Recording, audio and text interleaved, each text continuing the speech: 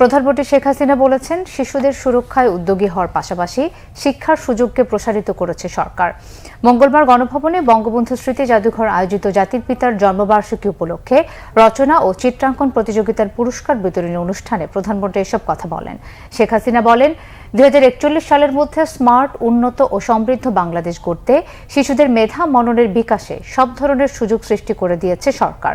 বলেন, মাধ্যমিক পর্যন্ত বিনামূল্যে পাঠ্যপুস্তক, বৃত্তি, উপবৃত্তি, তথ্য প্রযুক্তি শিক্ষাকে স্কুল কলেজ পর্যন্ত বিস্তৃত করা, কারিগরি শিক্ষাকে উপজেলা পর্যায় পর্যন্ত বিস্তৃত করা সহ শিক্ষার উন্নয়নে তার সরকারের নানা উদ্যোগ তুলে ধরেন প্রধানমন্ত্রী শেখ হাসিনা। পরে গত 4 বছরে রচনা ও চিত্রাঙ্কন প্রতিযোগিতায় বিজয়ী শতাধিক শিশু কিশোরের হাতে পুরস্কার তুলে দেন প্রধানমন্ত্রী শেখ হাসিনা।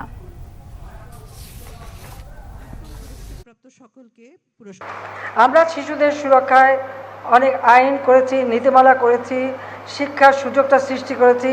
প্রি প্রাইমারি থেকে মাধ্যমিক পর্যন্ত বিনা পয়সা আমরা বই দিচ্ছি, আমরা বৃত্তি, উপবৃত্তি দিচ্ছি, উচ্চ শিক্ষার জন্য আমরা বৃত্তি দিচ্ছি।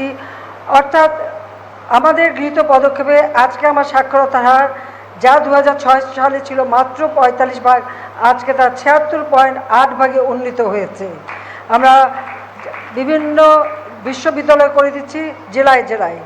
আমাদের দেশে মেডিকেল বিশ্ববিদ্যালয় ছিল না, আমরা মেডিকেল বিশ্ববিদ্যালয় করেছি, ডিজিটাল বিশ্ববিদ্যালয় করেছি, আমরা কৃষি বিশ্ববিদ্যালয় বাড়িয়েছি, আমরা fashion design, fashion, aerospace, aviation, বহুমুখী বিশ্ববিদ্যালয় করে দিয়ে বিজ্ঞান প্রযুক্তি বিশ্ববিদ্যালয় বিভিন্নভাবে আমাদের ছেলেমেয়েরা তারা যেন লেখাপড়া শিখতে পারে, তাদের মেধা বিকাশের সুযোগ হয়, সেই সুযোগটাও আমরা করে দিয়েছি।